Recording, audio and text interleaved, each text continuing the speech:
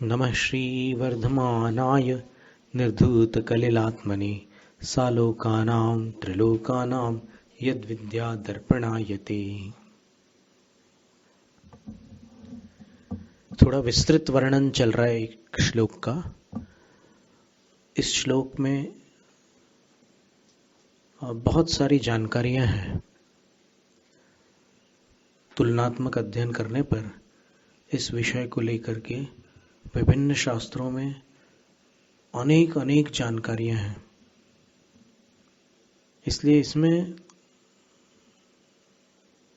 सावधानी पूर्वक इसका अर्थ करना आवश्यक है।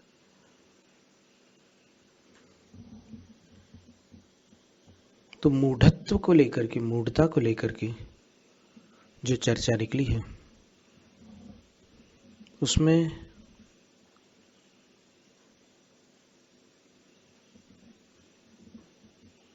देवता मूढ़ का एक विषय आया है। और देवता मूढ़ उस जीव को कहा गया है जो लौकिक कामना को लेकर, कुछ अभिलाषा को लेकर, कुछ वरदान प्राप्ति की आकांक्षा को लेकर रागी द्वेषी देवताओं की अर्थात आराध्यों की आराधना करता है। अब रागी द्वेषी आराध्य कौन कौन है, तो कुछ अनुसंधान करने पर, कुछ खोजबीन करने पर आप स्वयं समझ सकते हैं कौन कौन है। जिनके अंदर राग है, जिनके अंदर द्वेष है, जिनके अंदर मोह है, जिनके अंदर चिंता है, जिनके अंदर भय है, जिनके अंदर अन्य भी अनेक अनेक प्रकार की भावनाएं, अभिलाषाएं, संकल्प, विकल्प आदि विद्यमान है। और शारीरिक रूप से भी जिनके अंदर बहुत सारी ऐसी अवस्थाएं हैं जो परमात्मा के परमावतारिक शरीर में घटित नहीं होती। तो ऐसे जो भी हैं उनकी आराधना लोभवश करने का नाम देवता मूढ़ है।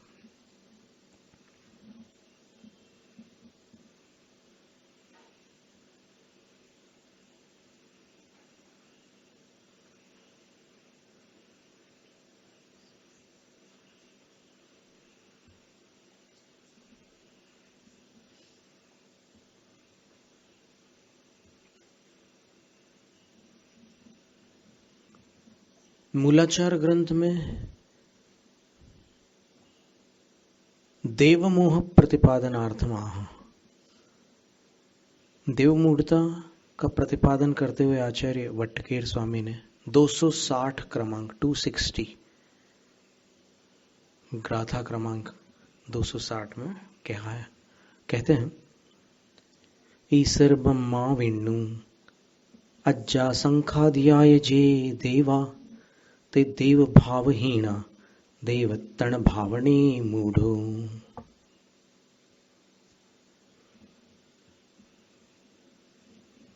ईश्वर ब्रह्मा विष्णु भगवती पार्वती स्वामी कार्तिक आदि जो भी देव माने गए हैं, ये चतुर्निकाय देवों में नहीं आते।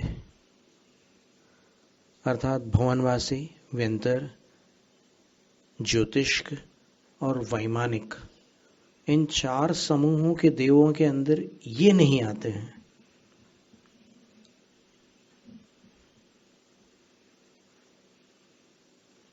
अतः वे देव पर्याय से रहित हैं। उनमें देव बुद्धि अर्थात ये देव हैं ऐसी मान्यता रखना देव मूढ़ता है।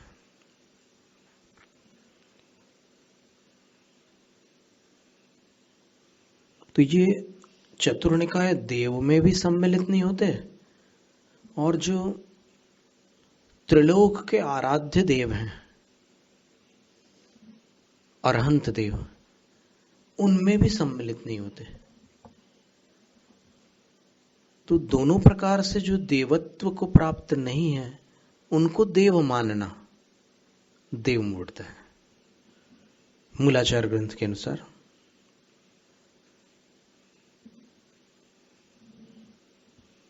तो ये गाथा और भी इस प्रसंग में हमने सम्मिलित कर ली। तो यहाँ मुख्य रूप से जो बात कही जा रही है वो यही है कि मूढ़ का अर्थ होता है भ्रमित या भ्रांत। तो जो जैसा नहीं है उसको वैसा मानना ही तो मूढ़ता है ना, या कोई प्रवृत्ति करने का नाम मूढ़ता है। अगर कोई प्रवृत्ति हो रही है किसी के द्वारा, जैसे मान लो उदाहरण के लिए कोई मंदिर में पद्मावती देवी जी के सामने ऐसे हाथ जोड़ करके खड़ा हुआ है, तो उस प्रवृत्ति को देख करके ये निर्णय कर पाना संभव नहीं है कि वो मिथ्या दृष्टि है कि सम्यक दृष्टि है।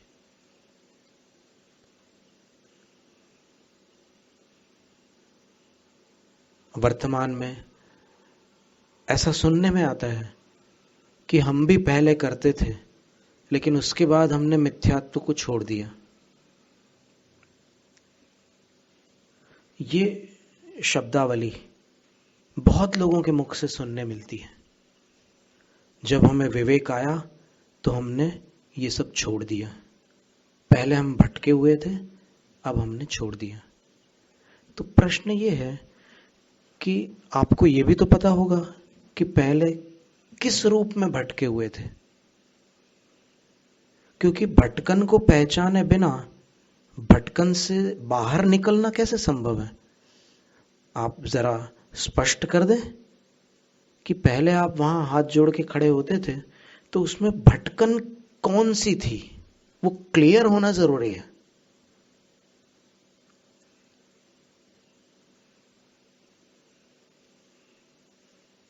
क्या भटकन थी?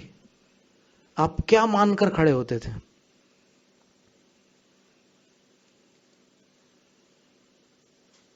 ये हमें माला माल कर देंगे, ये हमारे दुख दूर कर देंगे, ये हमें मोक्ष प्रदान करेंगे, अथवा ये प्रसन्न रहेंगे तो फिर हमारे पर जो हमारे वैरी विरोधी लोग उपद्रव करते हैं वो संकट हमसे दूर रहेंगे। एक प्रकार से हम सुरक्षित रहेंगे, इस भावना से आप खड़े होते थे। अथवा इनको भगवान मान करके खड़े होते थे उनके पास। ये जो लोग खड़े होते थे ऐसा बोलते हैं ना कि अब नहीं जाते वहां पर।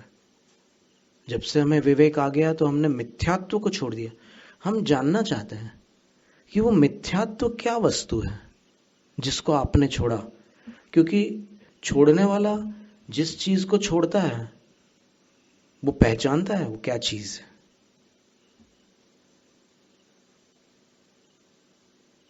अपरिचित वस्तु का त्याग नहीं हो सकता, चाहे वो ज्ञान से पहचाना हो, चाहे वो अनुभव से पहचाना हो, किसी भी रूप में पहचाना हो, चाहे आगम से पहचाना हो, किसी न किसी प्रकार से पहचान होना तो जरूरी है, उसके बिना त्याग नहीं हो सकता। तो ये एक प्रश्न आता है। तो इसका उत्तर विभिन्न प्रकार से दिया जा सकता है। एक उत्तर ये हो सकता है कि रागियों की आराधना से संसार प्राप्त होता है, वीतरागियों की आराधना से मोक्ष।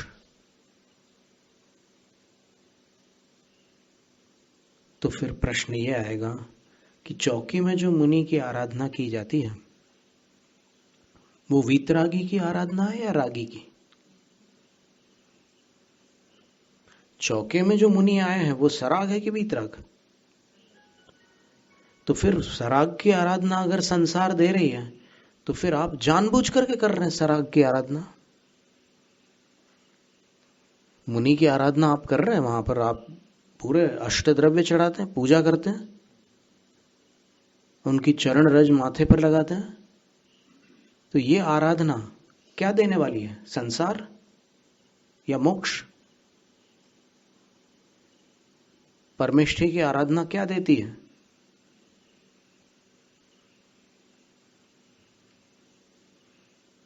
साक्षात मोक्ष तो शुक्ल ध्यान देता है, इसलिए वो प्रश्न नहीं है हमारा, लेकिन क्रम से वो आराधना आपको अंततः क्या प्रदान करने वाली है?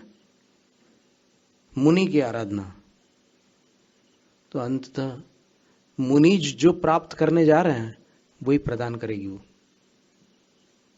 आराधना।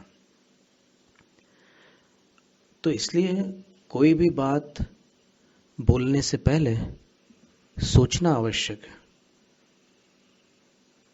अंग्रेजी में एक बहुत सुंदर वाक्य है, ईडियम कह सकते हैं, फ्रेज बोल सकते हैं। A wise man's mouth is in his heart and a fool's heart is in his mouth. विवेकी का मुख उसके हृदय में होता है और मूर्ख का हृदय उसके मुख में होता है। जो दिल में भड़ाक से बोल जाता है वो सोचता नहीं, और सोचने के बाद अगर उसके ऊपर ये सारे सवाल खड़े होते हैं। देखो आज का युग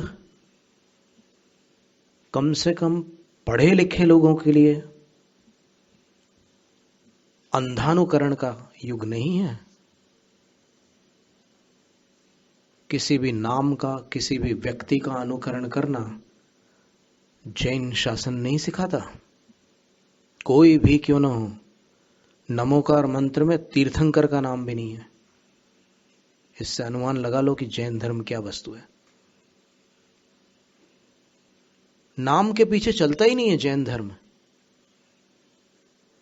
और जो नाम के पीछे पागल हैं वो जैन धर्म से परिचित नहीं है।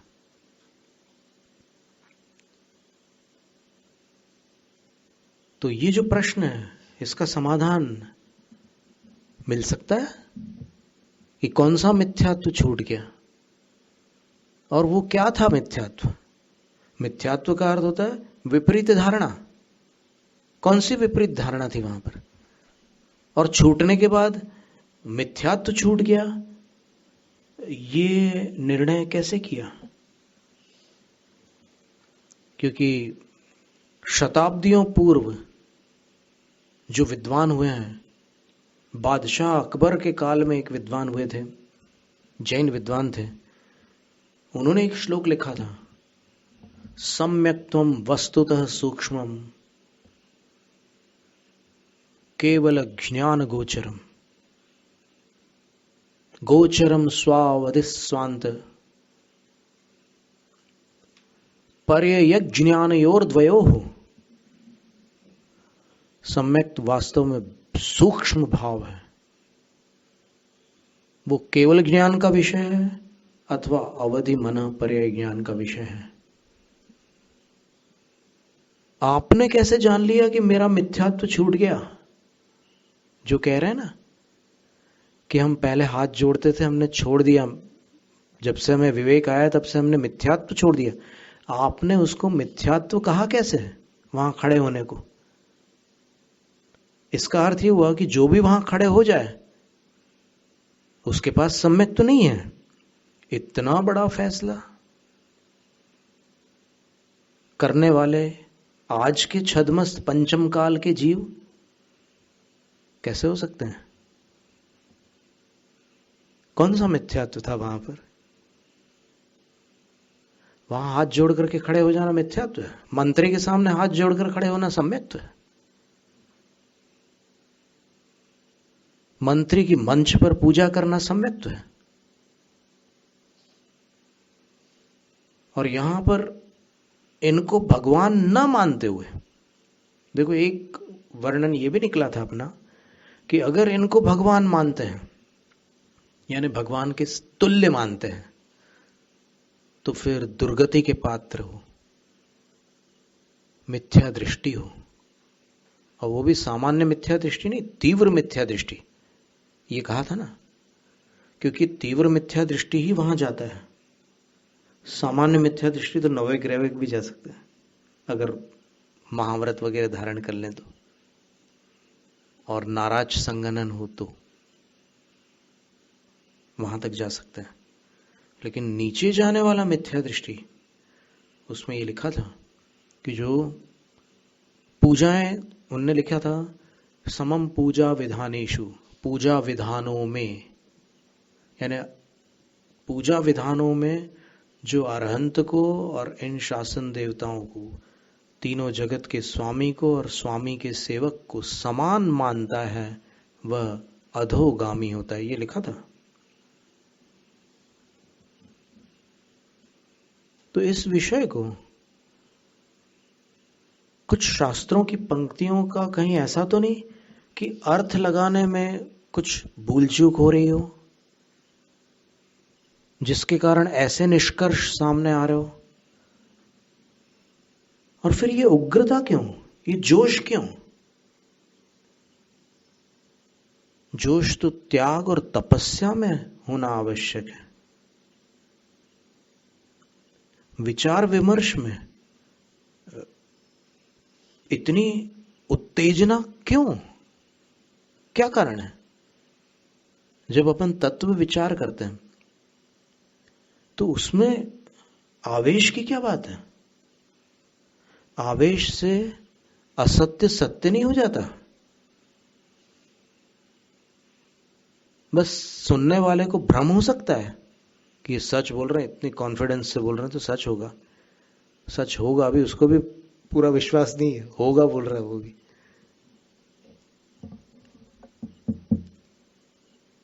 आचार्यों ने क्या कहा, उस पर अपन ने दृष्टिपात किया अभी इतने दिनों में। कितनी बातें कही उन्होंने। कोई उनसे बड़ा हो सकता है आज? किसी को मानना है तो वो किसी को अरहंत मान ले, कोई रोक नहीं सकता। जिसको मानना है वो मानता रहे।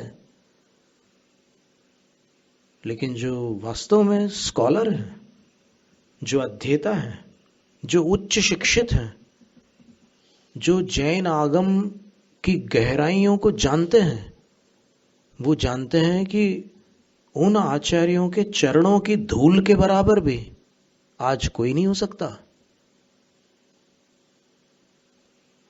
इतने महान आचार्य थे वो। आप केवल एक ग्रंथ का नाम सुन लीजिए, भूवलय। क्या ग्रंथ है वो, और क्या ज्ञान होगा उन आचार्य को जिन्होंने उसकी रचना की, कुमुद चंद्राचार्य। आप इस युग में देखो, एक अवसर्पिणी काल चल रहा है। भगवान महावीर को हजारों साल हो गए, और आज आप ये समझ रहे हैं कि हमारा ज्ञान बिल्कुल अचूक है।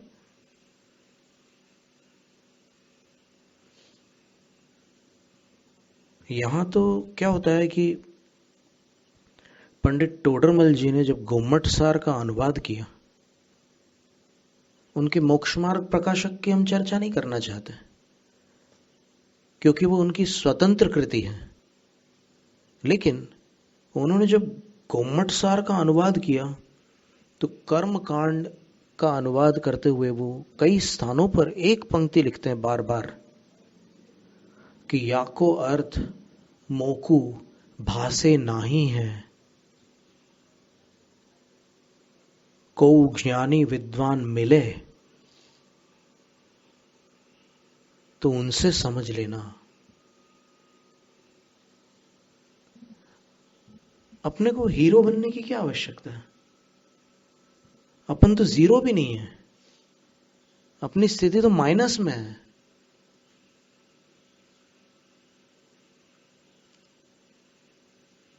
विनय की आवश्यकता है, और वो विनय ही सल्लेखना को सफल बना सकती है। अभिमान तो वर्तमान को नष्ट कर डालता है, और जिसका वर्तमान नष्ट हो जाता है उसका भविष्य तो नष्ट होता ही है, क्योंकि भविष्य वर्तमान की छाया है। आपको भाषा समझ में आ रही है? वैसे अंग्रेजी में भी ट्रांसलेट करना हो तो कर सकते हैं अपन। You are understanding everything what's being said here? Just yesterday or a day before,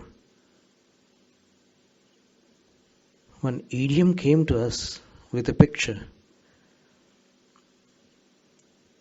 The sentence was beautiful. It was written that the real enemy of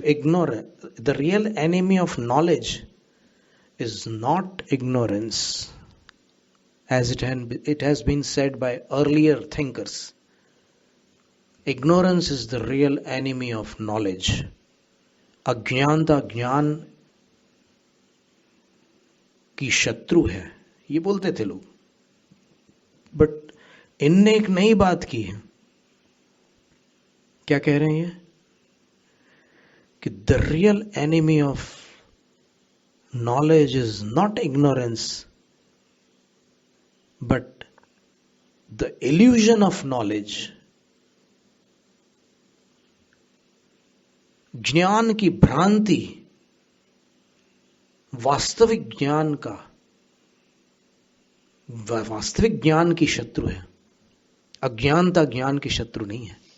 जिसको पता होता है कि मेरे पास ज्ञान नहीं है, वो ज्ञान प्राप्त करता है। और जिसके पास ज्ञान न होते हुए भी ये धारणा होती है कि मैं ज्ञानी हूं, वो ज्ञान प्राप्त नहीं करता।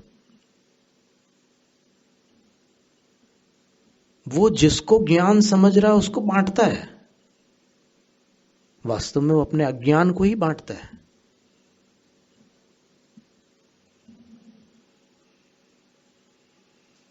इसलिए विनय अपेक्षित है।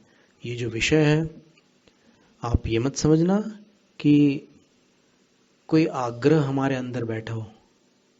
आग्रह तो क्या होता है कि अपन शुरू से विज्ञान के विद्यार्थी रहे हैं, तो आग्रह अपने फितरत में नहीं है। आग्रह कौन करता है? करने की आवश्यकता ही नहीं पड़ती आग्रह।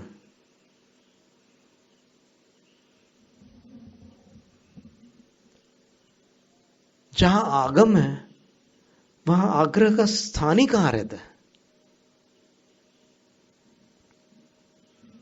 तो जो बातें अभी यहां पर बताई गई है उसको सामान्य मत समझना। विभिन्न शास्त्रों से बड़े बड़े आचार्यों के वचन यहां प्रस्तुत किए गए हैं। निर्णय हम बिल्कुल नहीं दे रहे हैं, सिर्फ आगम दे रहे हैं।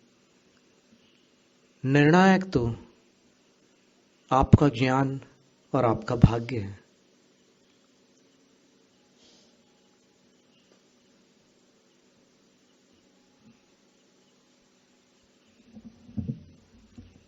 तो देवता मूड की चर्चा में अपन ने 4 विकल्प देखे कि उनके पास ऐसे, जैसे हाथ जोड़ करके खड़े होने वाली बात आई थी, तो हाथ जोड़ करके खड़े होने मात्र से मिथ्यात्व नहीं होता। आचार्यों के आगम के अनुसार, किसी की धारणा के अनुसार हो सकता है, क्योंकि धारणा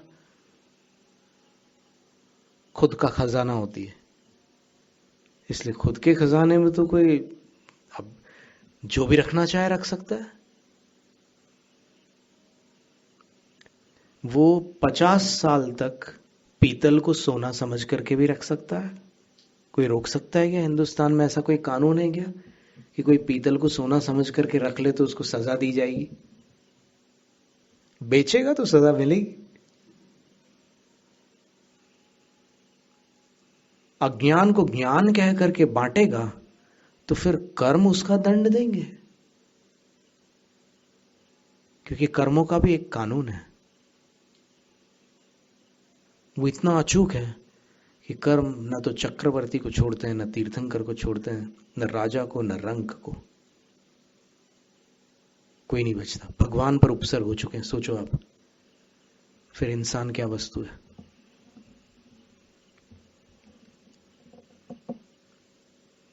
4 विकल्प बने थे अपने अभी तक। एक तो ये विकल्प था, अपन नीचे से ऊपर की ओर चलते हैं। एक विकल्प ये था कि सबसे निचला स्थान मिथ्यात्व होता है। जीव के 14 गुण स्थान में सबसे नीचे का जो सब प्रथम गुण स्थान होता है, सबसे नीचे, वो मिथ्यात्व गुण स्थान होता है।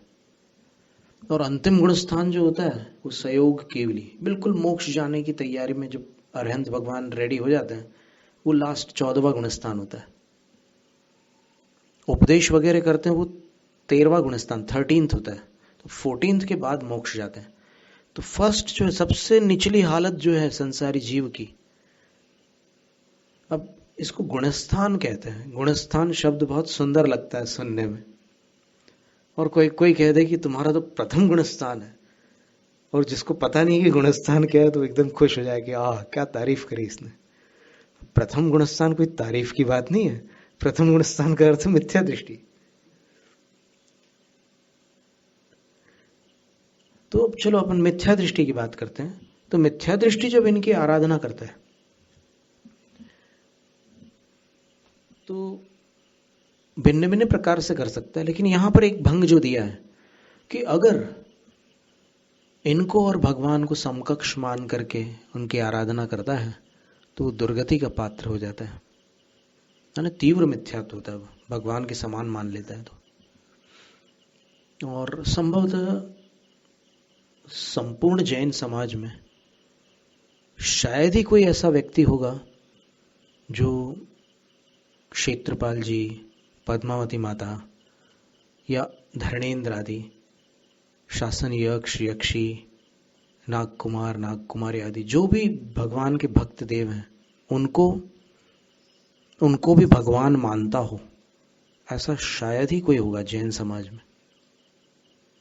क्योंकि जहां तक जानकारी है तो सारे जैन 24 तीर्थंकरों को तो भगवान मानते हैं, और 24 तीर्थंकर के अतिरिक्त अपन और आगे चले जाएं तो फिर कर्नाटक में तो गोमटेश्वर बाहुबली भगवान है ही है प्रसिद्ध। गोमटेश्वर हो या कारकलेश्वर हो, यहां के बाहुबली स्वामी भी हैं, तो इनको भगवान मानते हैं। और जिन जिन ने केवल ज्ञान प्राप्त किया है उनको भगवान मान लेंगे। लेकिन दिगंबर आमनाय में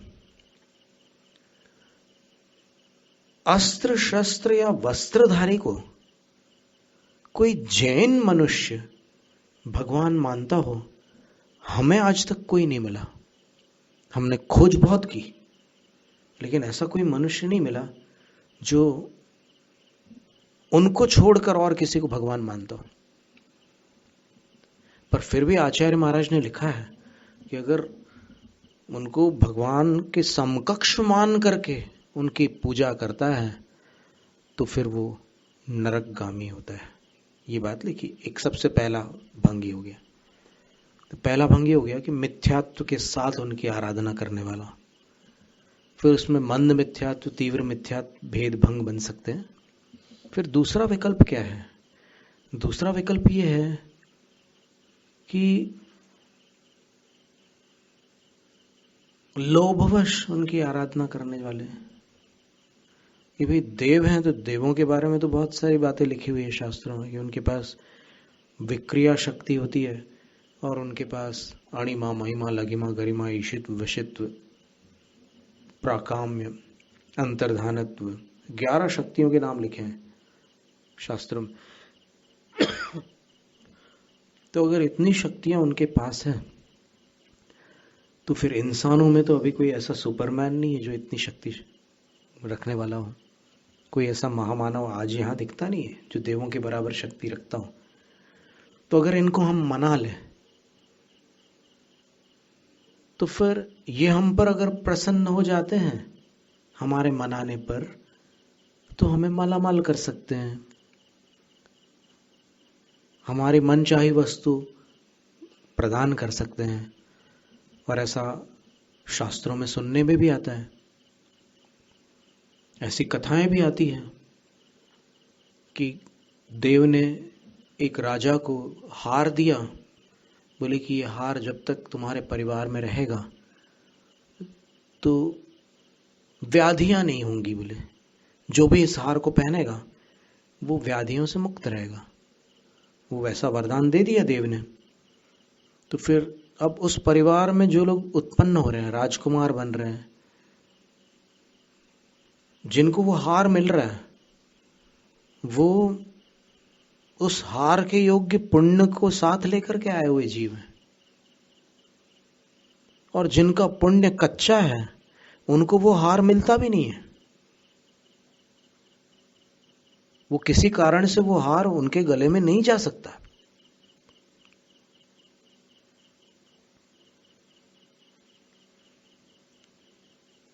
तो देवों में ऐसी शक्तियां सुनने में आई है, पढ़ने में आई है, शास्त्रों में लिखी है। तो फिर अगर कोई देव हम पर प्रसन्न हो जाए तो हम भी माला माल हो जाए, हमें भी कोई वरदान मिल जाए। कहानियों में सुनते हैं ना कि वो कोई angel, some angel asks a devotee, what do you want? I can give you 3 boons. मैं तुम्हें 3 वरदान देती हूं, क्या चाहती हो? तो फिर एक होशियार भक्त है, वो 2 वरदान मांगता है हमेशा, और तीसरे वरदान में वो कहता है कि तीसरे वरदान में मैं ये चाहता हूं कि मुझे आप 3 वरदान और दे दो।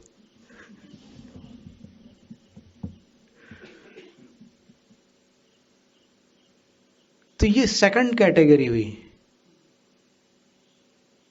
वरदान के लोभी जीव, उनकी आराधना करते हैं। तो फिर सम्यक्त मलिन होता है, कह रहे हैं, सम्यक्त मलिन होता है, ये कह रहे हैं। इसका अर्थ मिथ्यात्व हो रहा है ऐसा कह रहे हैं क्या? नहीं, सम्यक्त मलिन हो रहा है ये कह रहे हैं। मलिन होना और नष्ट होना दोनों में अंतर है। कपड़ा जल करके राख हो जाए और कपड़ा मैला हो जाए, इन दोनों में फर्क है कि नहीं है? अंतर है, दोनों में बहुत अंतर है। तो सम्यक मलिन होता है अगर लोभ से इनकी आराधना करोगे। शासन देवताओं की नाम लिखा उन्होंने, विद्या देवताओं की आराधना करने से सम्यक न तो मलिन होता है न नष्ट होता है। बड़े बड़े तद्भव मोक्षगामी सम्यक दृष्टि विद्याधरों ने भी विधिवत विद्या देवताओं की आराधना की है, ये जानते हुए कि ये सराग हैं, ये रागी हैं, ये द्वेषी हैं, जानते हुए भी उन्होंने आराधना की है।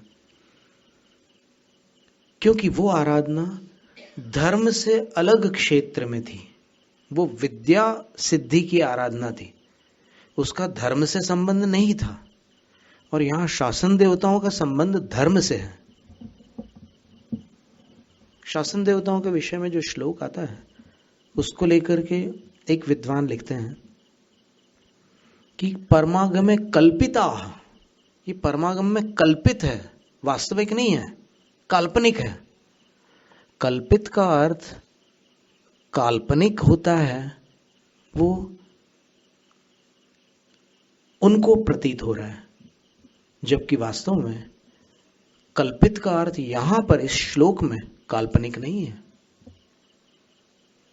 कल्पित का अर्थ है व्यवस्थित है। क्योंकि कल्पना का अर्थ अगर अपन वही मान ले, काल्पनिक जगत वाला अर्थ, तो फिर हमने एक उदाहरण दिया था कि भक्तामर स्तोत्र में आता है, पद्मानि तत्र विबुधाः परिकल्पयन्ति। आदिनाथ भगवान से आचार्य मानतुंग स्वामी कह रहे हैं कि आप जहां जहां पैर रखते हैं वहां पर देव लोग कमल स्थापित कर देते हैं।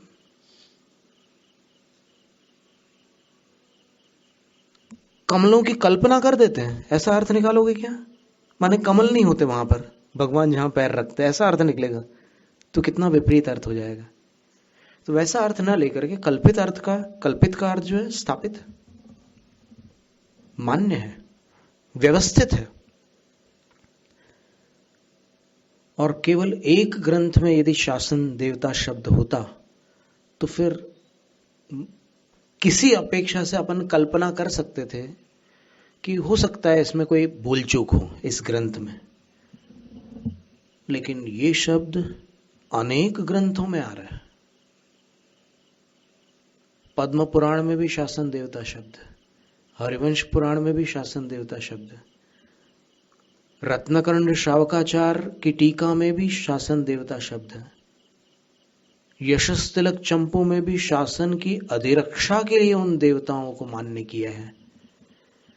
तो ये बात स्वीकार करना बहुत दुष्कर है कि चार चार ग्रंथकार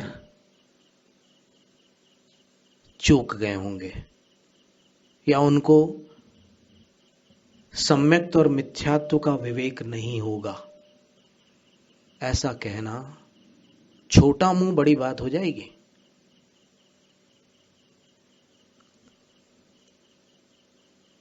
तो ये दूसरा विकल्प हुआ। तीसरा विकल्प कौन सा था? तीसरा विकल्प ये था कि किसी के ऊपर कोई संकट आया हो। एक तो लोभ से कर रहा है, संकट आता है तो फिर बेचैनी होती है, आकुल व्याकुल हो जाते हैं, उद्वेग हो जाता है अंदर और भय भी होता है। संकट के समय भय भी होता है। तो उसके निवारण के लिए, संकट का निवारण करने के लिए उन देवों के पास कुछ अधिक शक्ति जानते हुए उनकी मदद लेते हैं। तो उनकी मदद लेने पर एक बात आती है, जैसे आचार्य अमित गति भावना द्वात्रिंशतिका में लिखते हैं, निजार्जितं कर्म विहाय देहिनो न कोपि कस्यापि ददाति किंचन विचारयन्नेव मनन्य मानसः परो ददातीति विमुंच शेमुषीम। आचार्य कहते हैं कि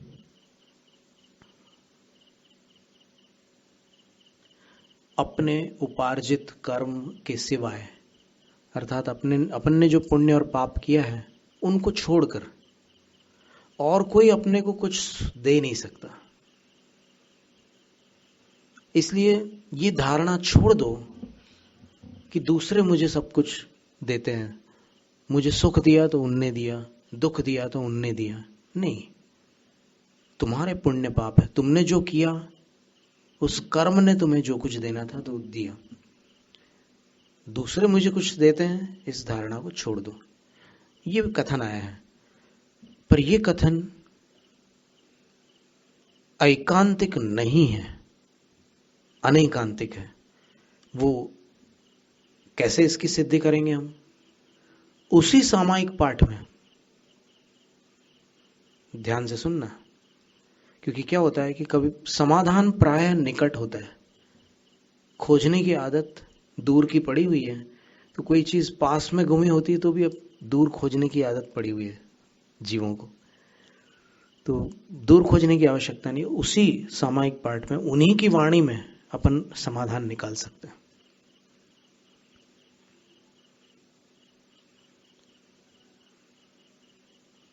अभी देखिए, एक काव्य का अर्थ पकड़ लिया अपन ने, है ना, कि कोई किसी को सुख दुख नहीं देता, अपने ही पुण्य पाप से अपने को सुख और दुख मिलता है।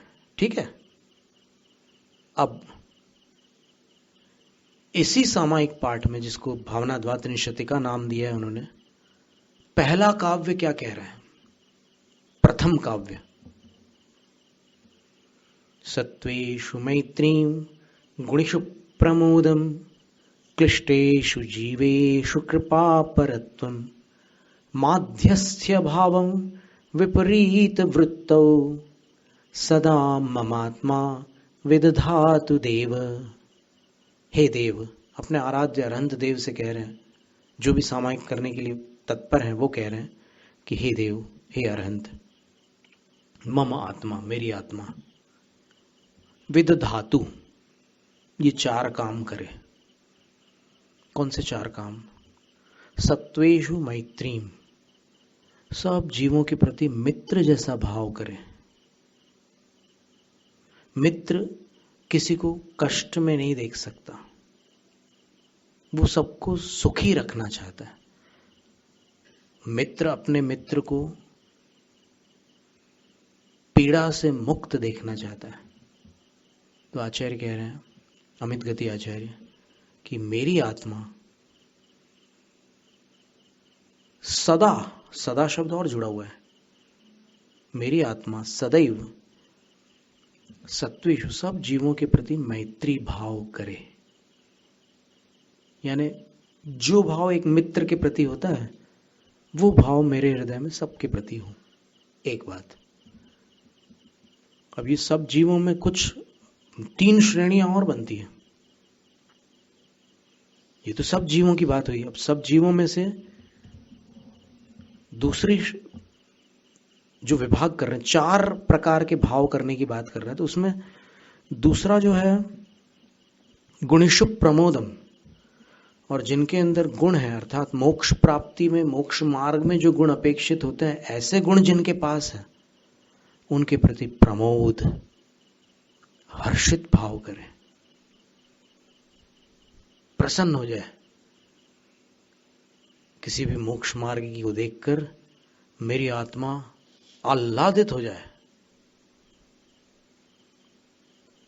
फिर उन सब जीवों में एक तो मोक्ष मार्गी हो गए, और भी तो 2 श्रेणियां हैं। वो 2 श्रेणियां कौन सी है? तो बोले दूसरी श्रेणी क्लिष्टेषु जीवेषु कृपा परत्वम। क्लिष्ट जीव है, दुखी जीव है। संसार में बहुत सारे दुखी जीव हैं, सबसे ज्यादा जीव दुखी जीव है। देखो आज यहां पर सामने एक कुत्ते का बच्चा था, उसके ऊपर से गाड़ी चली गई और वो ऐसा पड़ा था जैसे वो सो रहा हो, लेकिन पास से देखो तो उसकी गर्दन एकदम ऐसे मुड़ी हुई थी और नीचे ब्लड पड़ा हुआ था। तो संसार में प्रदीप कवि ने एक बहुत सुंदर भजन लिखा है जिसमें ये पंक्ति आती है, हमने जग की अजब तस्वीर देखी, एक हंसता है 10 रोते हैं। हमने सुख से 100 गुनी पीर देखी, एक हंसता है 10 रोते हैं। हमें हंसते चेहरे 4 मिले, दुखियारे चेहरे 1000 मिले। ऐसी पंक्तियां लिखी है। तो ये सत्य है कि दुखी जीव अधिक है, तो उनके प्रति क्या भाव करना है? तो आचार्य कहते हैं कृपा परत्वम। कृपा परत्व का अर्थ आचार्य विद्यासागर महाराज जी की भाषा में सक्रिय करुणा है। निष्क्रिय करुणा और सक्रिय करुणा, करुणा के 2 भेद। निष्क्रिय करुणा क्या है? किसी को दुखी देख करके बस इतनी आवाज निकाल कर आगे बढ़ गए, अब अपने काम धंधे में लग गए। और सक्रिय करुणा क्या है? कि किसी को पीड़ित देखकर उसकी पीड़ा का प्रतिकार करने का प्रयत्न करना। ठीक है ना? काव्य का अर्थ पूर्ण करके फिर हम अपने सार पर आते हैं, है ना? और चौथी श्रेणी कौन सी है? माध्यस्थ्य भावम विपरीत वृत्तम। माध्यस्थ्य का अर्थ होता है जैसे न राग की तरफ है न द्वेष की तरफ, बीच में बिल्कुल तटस्थ है, कोई मतलब नहीं है, न राग है न द्वेष है। जैसे आप किसी दुकान के सामने से निकलते हैं, मार्केट में किसी शॉप के सामने से निकलते हैं, तो जिस शॉप से आपको कुछ परचेज नहीं करना होता, कुछ खरीदना नहीं होता, तो उसके प्रति क्या भाव होता है? बस वही भाव। तो वैसा भाव किसके प्रति करना है? विपरीत वृत्तों, जो उल्टी प्रवृत्ति करने वाला है उसके प्रति ऐसे भाव करना है। उल्टी प्रवृत्ति वाले मिलेंगे, 100% मिलेंगे, हमेशा मिलेंगे। श्री राम के समय रावण थे, श्री कृष्ण के समय उनके काल के लोग थे, कंस आदि। और कहीं भी आप देखो हर समय मिलते हैं कोई। आदिनाथ भगवान के समय मारीच थे, भरत के साथ बाहुबली का युद्ध हो गया था, दोनों सम्यक दृष्टि तद्भव मोक्षगामी जीव थे, फिर भी थोड़ी सी प्रतिकूलता आ गई थी। लेकिन यहां पर जो प्रतिकूल वाली बात कर रहे हैं वो अच्छाई के दुश्मनों की बात कर रहे हैं। और एक बात और ध्यान में रखना कि किसी की छवि बनाते समय उस समय की घटनाओं को लेकर जो छवि बनती है उसको हमेशा के लिए कायम नहीं रखना। कारण यह है कि उस समय उसके कर्मों का उदय वैसा था, उस समय उसने वैसा बर्ताव किया, उस समय आपने उसकी वैसी छवि बना ली। याद रखना कि वो पर्याय थी, और पर्याय कभी अविनाशी नहीं होती, नष्ट हो जाती है। संभव है आपने जो छवि बना के रखी उसकी वो नष्ट हो चुकी हो, बरसों पहले नष्ट हो चुकी हो, और मान लो उसके अंदर इतनी पवित्रता आ चुकी हो जिसकी आपको कल्पना नहीं है। आज भी अगर आप उस छवि को दिमाग में रखकर उसके प्रति कषाय करोगे तो उसका नुकसान नहीं होगा, अपना ही नुकसान होगा। और जो निरंतर स्वाध्याय, ज्ञान, ध्यान, तप आदि में तत्पर रहते हैं उन साधुओं में भी काल के अनुसार विशुद्धि बढ़ती है, पवित्रता बढ़ती है। और यदि उनकी संगति श्रेष्ठ हो, बात ऐसी है कि काल के प्रभाव से कुछ लौकिक संसर्ग भी होता है साधुओं का, सांसारिक जीवों से भी मिलना जुलना होता है। फिर अगर उसमें रुचि बढ़ जाती है तो फिर अंतर पड़ता है। और यदि आगम और तप में रुचि बढ़ती है तो फिर शुद्धिकरण में वेग आता है, शुद्धिकरण बढ़ता है, अनुभव बढ़ते हैं, आत्मा निर्मल होती है।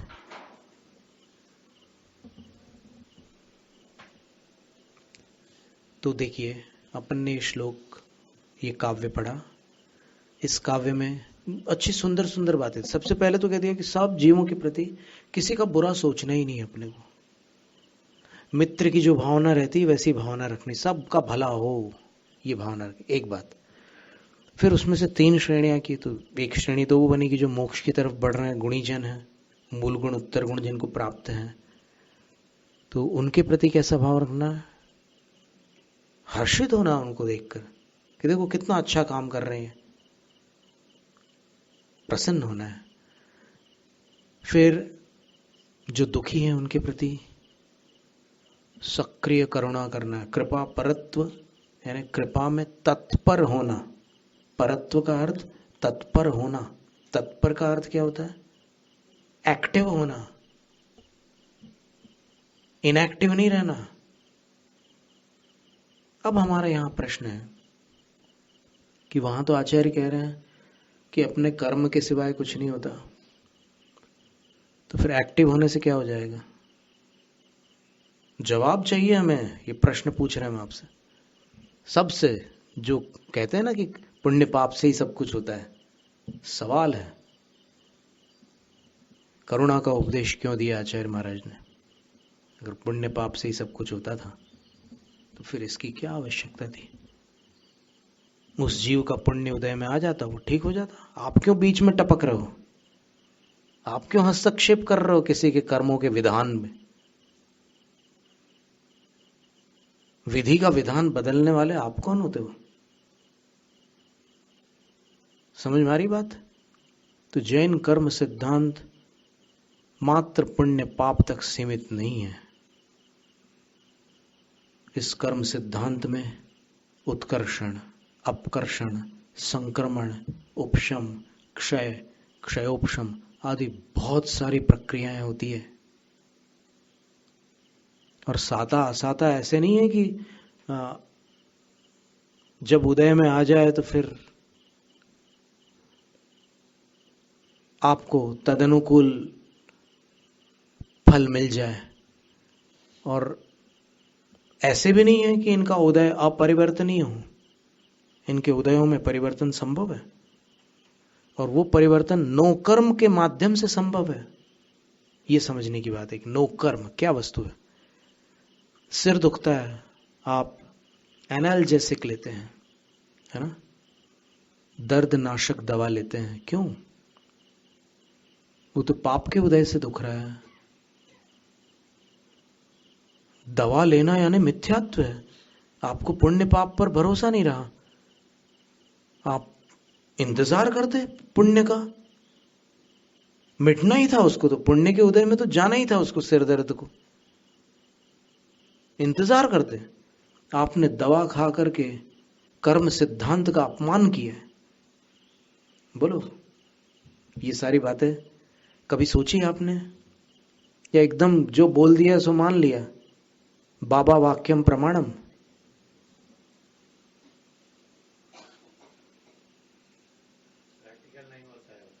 एक एक चीज सोचने की यहां पर।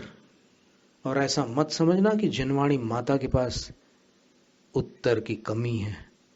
हर उत्तर जिनवाणी माता के पास है।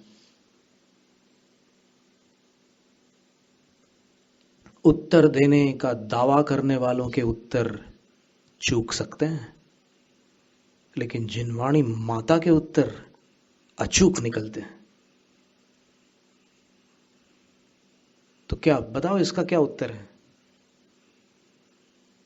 दवाई खाने वाली ये हॉस्पिटल्स क्यों बनवाई? आशीर्वाद क्यों दिया साधुओं ने हॉस्पिटल्स के लिए? ये सब क्या नाटक है?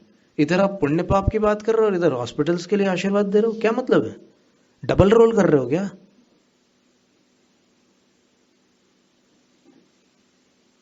कुछ तो है बीच में, इसमें लिंक है कुछ।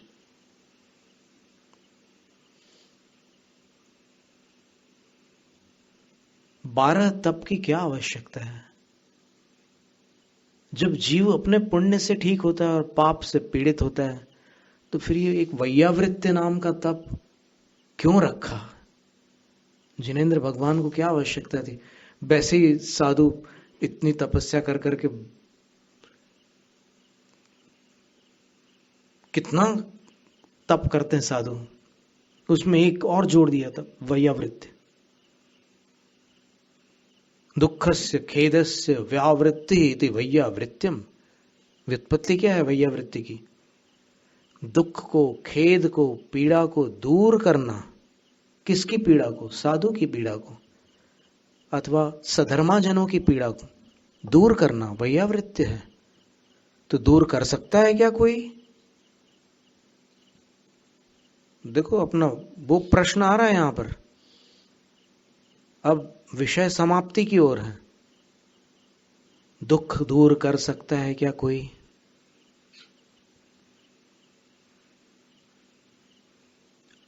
अगर कर सकता है तो आपका वो सिद्धांत खंडित हो गया कि पुण्य से दुख दूर होता है और पाप से दुख पास आता है।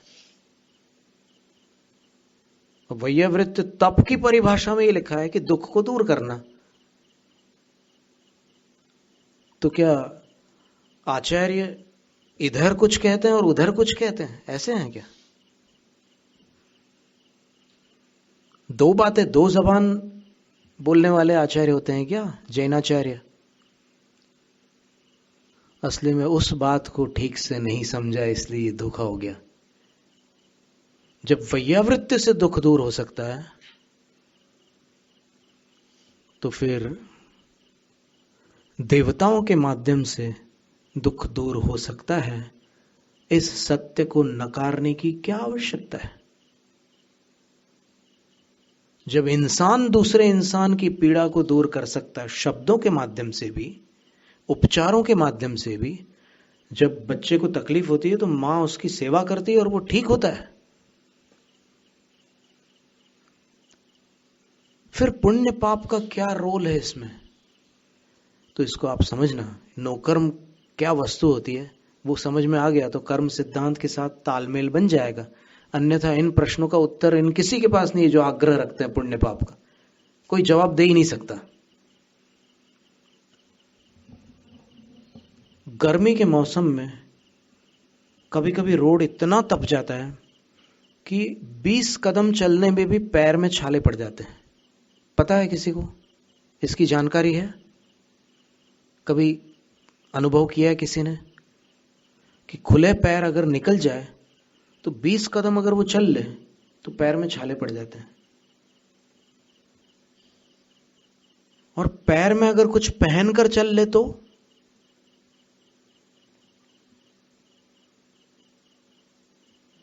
प्रश्न ये है कि छाले असाता कर्म के उदय से पड़े या पैर में कुछ न पहनने से पड़े?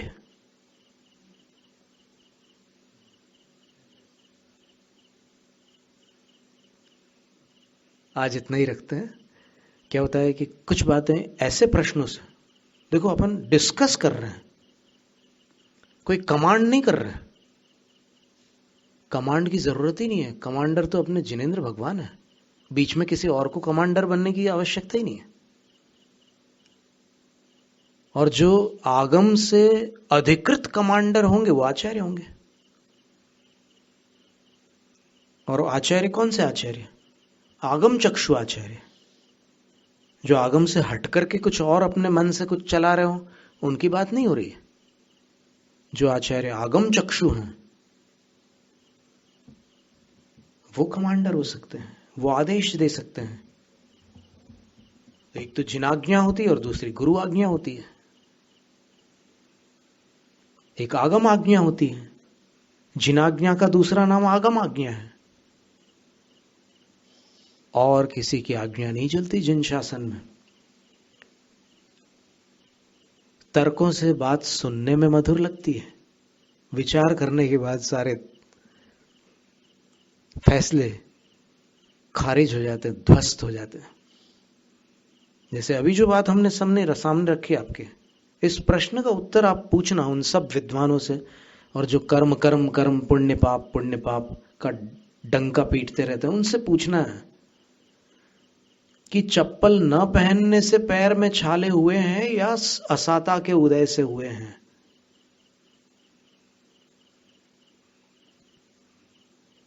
इस प्रश्न का उत्तर दे दें।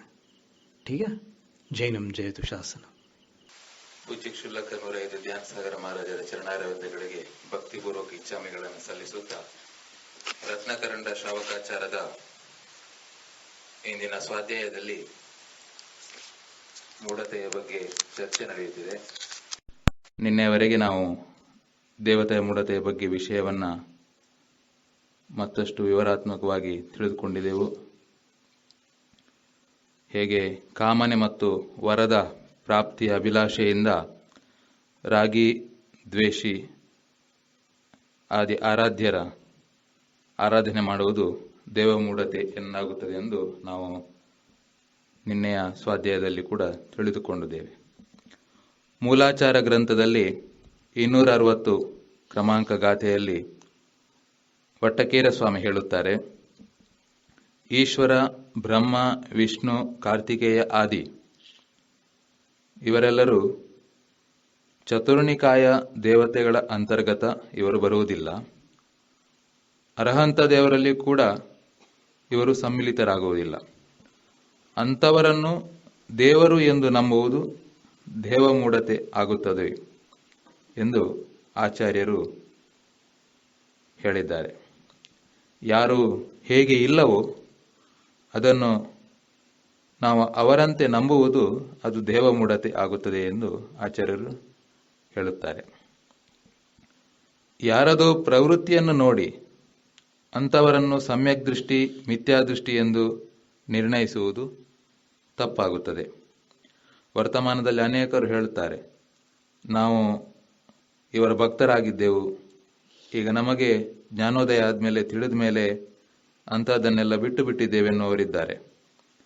ಇಲ್ಲಿ ಪ್ರಶ್ನೆ, ನೀವು ಮೊದಲು ಅವರೆದುರು ಏನೆಂದು ಯೋಚಿಸಿ ಕೈ ಮುಗಿತಾ ಇದ್ದೀರಿ?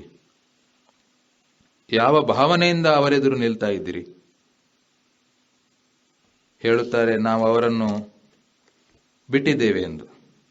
ಹಾಗಾದರೆ ಬಿಟ್ಟಿರುವುದು ಏನನ್ನು? ಹಾಗಾದರೆ ಮಿಥ್ಯಾತ್ವ ಎನ್ನುವುದು ನಿಮ್ಮ ದೃಷ್ಟಿಯಲ್ಲಿ ಏನು? ಸರಾಗಿಯ ಆರಾಧನೆ ಸಂಸಾರ ಮಾರ್ಗವಾಗಿರುತ್ತದೆ. ಹಾಗೆ ವೀತರಾಗಿಯ ಆರಾಧನೆ ಮೋಕ್ಷ ಮಾರ್ಗವಾಗಿರುತ್ತದೆ. ಹಾಗಾದರೆ ಚೌಕದಲ್ಲಿ ಮುನಿಯ ಆರಾಧನೆ ನಡೆಯುತ್ತದೆ. ಮುನಿಗಳು ಸರಾಗಿಗಳು ಅಥವಾ ವೀತರಾಗಿಗಳು? ವಿವೇಕಿಯ ಮುಖ ಅವನ ಹೃದಯದಲ್ಲಿರ್ತದೆ, ಮೂರ್ಖನ ಹೃದಯ ಅವನ ಮುಖದಲ್ಲಿರ್ತದೆ. ಈಗಿನ ಯುಗದಲ್ಲಿ ನಾವು ಅಂತಹ ಜನಗಳನ್ನು ಕಾಣುವುದು ಹೆಚ್ಚಾಗಿದೆ. ಹೆಸರಿನ ಹಿಂದೆ ಜೈನ ಧರ್ಮ ಅಂಟಿಕೊಂಡಿಲ್ಲ. ಎಲ್ಲಿಯವರೆಗೆ ಅಂದರೆ ನಮೋಕಾರ ಮಂತ್ರದಲ್ಲಿ ತೀರ್ಥಂಕರರ ಹೆಸರು ಕೂಡ ಇಲ್ಲ. ಅಷ್ಟು ಉನ್ನತವಾಗಿದೆ ಜೈನ ಧರ್ಮ. ಅಕ್ಬರನ ಕಾಲದಲ್ಲಿ ಓರ್ವ ಜೈನ ವಿದ್ವಾಂಸರು ಇದ್ರು. ಅವರು ಹೇಳ್ತಾರೆ, ಸಮ್ಯಕ್ತ್ವ ಬಹಳ ಸೂಕ್ಷ್ಮ ವಿಷಯ, ಅದು ಕೇವಲಿಗಮ್ಯವಾದಂತಹ ವಿಷಯವಾಗಿದೆ. ಹಾಗಿರುವಾಗ ನಾವು ಹೇಗೆ ಹೇಳಲು ಸಾಧ್ಯ ನಾವು ಮಿಥ್ಯಾತ್ವಿ ಅಥವಾ ಸಮ್ಯಕ್ತ್ವಿ ಎನ್ನಲು? ನಾವು ಮಂತ್ರಿಗಳ ಎದುರು ಕೈಕಟ್ಟಿ ನಿಲ್ಲುತ್ತೇವೆ, ಅದು ಸಮ್ಯಕ್ತವಾಗುತ್ತದೆ ಅಥವಾ ಅದು ಮಿಥ್ಯಾತ್ವವಾಗುತ್ತದೆಯೇ? ಪೂಜಾ ವಿಧಾನದಲ್ಲಿ ಅರಿಹಂತರನ್ನು ಮತ್ತು ಶಾಸನ ದೇವತೆಗಳನ್ನು, ಸ್ವಾಮಿಯನ್ನು, ಸ್ವಾಮಿಯ ಸೇವಕರನ್ನು ಸಮಾನ ಎನ್ನುತ್ತಾನೋ ಅವನೇ ನಿಜವಾದ ಮಿಥ್ಯಾತ್ವಿ ಮತ್ತು ಅವನು ಅಧೋಗಾಮಿಯಾಗಿರುತ್ತಾನೆ. ಆಚಾರ್ಯರು ಹೇಳಿದ್ದನ್ನು ನಾವು ಎಂದಾದರೂ ಅವರಂತೆ, ಅವರು ಹೇಳಿದಂತೆ ದೃಷ್ಟಿ ಹರಿಸಿದ್ದೇವೆ? ಅವರು ಹೇಳಿದ ಮಾತನ್ನು ಯಾವಾಗಲೂ ನಾವು ಅರಿತಿದ್ದೇವೆಯೇ? ಕೇವಲ ಒಂದು ಗ್ರಂಥದ ಹೆಸರು ತೆಗೆದರೆ ಸಾಕಾಗಬಹುದು. ಭೂವಲಯ ಗ್ರಂಥ ಎಂಥ ಅದ್ಭುತ ಗ್ರಂಥ! ಕುಮುದೇಂದು ಮುನಿಯನ್ನು ನಾವು ಅಲ್ಲಿ ಸ್ಮರಿಸಬೇಕು. ಎಷ್ಟೊಂದು ವಿಚಾರಗಳನ್ನು ಅವರು ತಿಳಿಸಿದ್ದಾರೆ. ನಮ್ಮಿಂದ ಅರಿಯಲು ಸಾಧ್ಯವಾಗಿದೆಯೇ? ನಮ್ಮಲ್ಲಿ ವಿನಯದ ಅವಶ್ಯಕತೆ ಇದೆ. ವಿನಯವೇ ಸಲ್ಲೇಖನವನ್ನು ಪೂರ್ಣಗೊಳಿಸುತ್ತದೆ. ಅಜ್ಞಾನತೆಯು ಜ್ಞಾನದ ಶತ್ರು, ಇದನ್ನು ಎಲ್ಲರೂ ಹೇಳುತ್ತಾರೆ. ಆದರೆ ಜ್ಞಾನದ ಭ್ರಾಂತಿ ವಾಸ್ತವವಾಗಿ ಜ್ಞಾನದ ಶತ್ರುವಾಗಿರುತ್ತದೆ.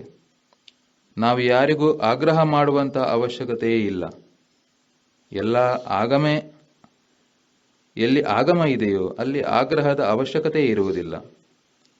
ಅಜ್ಞಾನವನ್ನು ಜ್ಞಾನವೆಂದು ತಿಳಿದು ಹಂಚಿದರೆ ಕರ್ಮ ಅದರ ವಿಸ್ತಾರವಾದ ಉತ್ತರವನ್ನು ನೀಡುತ್ತದೆ. ಮೊದಲ ಗುಣಸ್ಥಾನಿ ಸಂಸಾರಿ ಜೀವಿಯನ್ನು ಮಿಥ್ಯಾತ್ವ ಎಂದು ಕರೆಯುತ್ತಾರೆ. ಅವ ಮಿಥ್ಯಾತ್ವಿಯಾಗಿರುತ್ತಾನೆ. ಅದೇ ಅಂತಿಮ ಗುಣಸ್ಥಾನದ ಜೀವಿಯನ್ನು ಸಂಯೋಗ ಕೇವಲಿ ಎಂದು ಕರೆಯುತ್ತಾರೆ. ಸಂಪೂರ್ಣ ಜೈನ ಸಮಾಜದಲ್ಲಿ ಬೆರಳೆಣಿಕೆಯಷ್ಟು ಜನ ಇರಬಹುದು ಅಸ್ತ್ರಶಸ್ತ್ರ ವಸ್ತ್ರಧಾರಿಗಳನ್ನು ಭಗವಂತನೆಂದು ನಂಬುವವರು. ಆದರೆ ಅವರನ್ನು ಭಗವಂತನ ಸಮಾನ ಭಾವದಿಂದ ಪೂಜಿಸುವವರಿದ್ದರೆ ಖಂಡಿತ ಅವರು ಅಧೋಗಾಮಿಯಾಗಿರುತ್ತಾರೆ, ಅಧೋಗಾಮಿಯಾಗಿ ಆಗುತ್ತಾರೆ. ಶಾಸ್ತ್ರಗಳಲ್ಲಿ ಕಥೆಯೂ ಇದೆ. ದೇವತೆಗಳು ಶ್ರಾವಕರಿಗೆ ಅನೇಕ ಬಾರಿ ಸಹಾಯ ಆಗಿರುವಂತಹ ಕಥೆಗಳು ಅನೇಕ ಸಿಗುತ್ತವೆ. ದೇವತೆಗಳಿಗೆ ಅನೇಕ ರೀತಿಯ ಶಕ್ತಿಗಳಿರುತ್ತವೆ. ಆ ಶಕ್ತಿಯನ್ನು ಅವರು ನಮ್ಮ ಮೇಲೆ ಪ್ರಸನ್ನಚಿತ್ತರಾಗಿ ನಮಗೆ ಸಹಾಯ ಮಾಡಿದರೆ, ಯಾವುದೇ ಕಾರ್ಯದಲ್ಲಿ ಅವರ ಸಹಾಯವನ್ನು ನಾವು ಉಪಯೋಗಿಸಿದರೆ ಅದರಲ್ಲಿ ತಪ್ಪೇನಿದೆ? ಸಮ್ಯಕ್ತತೆ ಮಲಿನತೆ ಆಗುವುದು ಮತ್ತು ನಷ್ಟ ಆಗುವುದು, ಇದರಲ್ಲಿ ತುಂಬ ಅಂತರವಿದೆ. ಲೋಭಿಯಾಗಿ ಭಗವಂತನ ಸಮಾನ ಭಾವದಿಂದ ಯೋಚಿಸುವುದರಿಂದ ನಮ್ಮ ಸಮ್ಯಕ್ತ ಮಲಿನತೆಯಾಗುತ್ತದೆ, ನಷ್ಟ ಆಗುವುದಲ್ಲ. ಶಾಸನ ದೇವತೆಗಳ ಉಲ್ಲೇಖ ಅನೇಕ ಗ್ರಂಥಗಳಲ್ಲಿ ಬರುತ್ತದೆ. ಕೆಲವರಿಗೆ ಯಾವುದೇ ಸಮಯದಲ್ಲಿ ಸಂಕಟ ಬಂದಾಗ ದೇವತೆಗಳ ಅಧಿಕ ಶಕ್ತಿಯನ್ನ ಮನಗಂಡು ಅವರ ಸಹಾಯವನ್ನ ಪಡೆದ ಅನೇಕ ಉಲ್ಲೇಖಗಳು ಗ್ರಂಥಗಳಲ್ಲಿ ಸಿಗ್ತದೆ. ಆಚಾರ್ಯ ಅಮಿತಗತಿಗಳು ಹೇಳುತ್ತಾರೆ, ನಮ್ಮ ಪುಣ್ಯಾರ್ಜಿತವಾದ ವಿಷಯವನ್ನ ಬಿಟ್ಟು ಬೇರೆ ಯಾರು ಬೇರೆದನ್ನು ಕೊಡುತ್ತಾರೆ ಎನ್ನುವುದನ್ನು ಬಿಟ್ಟು ಬಿಡು ಎಂದಿದ್ದಾರೆ. ಅಂದರೆ ನಮಗೆ ಪುಣ್ಯಾರ್ಜಿತವಾದ ಯಾವುದು ಪುಣ್ಯ ಬಂಧದಿಂದ ಸಿಗುತ್ತದೋ ಅದನ್ನು ಬಿಟ್ಟು ಬೇರೆ ಯಾರಾದರೂ ಬೇರೆ ನಮಗೆ ಕೊಡ್ತಾರೆ ಎನ್ನುವುದನ್ನು ಬಿಟ್ಟು ಬಿಡು ಎಂದಿದ್ದಾರೆ. ಇದು ಅನೇಕಾಂತಿಕ ಶಬ್ದವಾಗಿದೆ. ಆದರೆ ಅದೇ ಸಾಮಯಿಕ ಪಾಠದಲ್ಲಿ ಪ್ರಥಮ ಕಾವ್ಯದಲ್ಲಿ ಏನೆಂದು ಹೇಳಿದ್ದಾರೆ?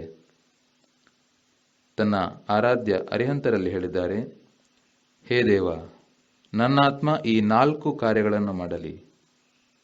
ಸತ್ವೇಶು ಮೈತ್ರಿ, ಎಲ್ಲ ಜೀವಿಗಳಲ್ಲಿ ಸದಾ ಮಿತ್ರ ಭಾವನೆಯಿಂದ, ಎಲ್ಲ ಜೀವಿಗಳನ್ನು ಮಿತ್ರ ಭಾವನೆಯಿಂದ ನೋಡುವಂತಾಗಲಿ. ಎಲ್ಲ ಜೀವಿಗಳಲ್ಲಿ ಮತ್ತೆ ವಿಭಾಗವನ್ನು ಮಾಡಿದ್ದಾರೆ.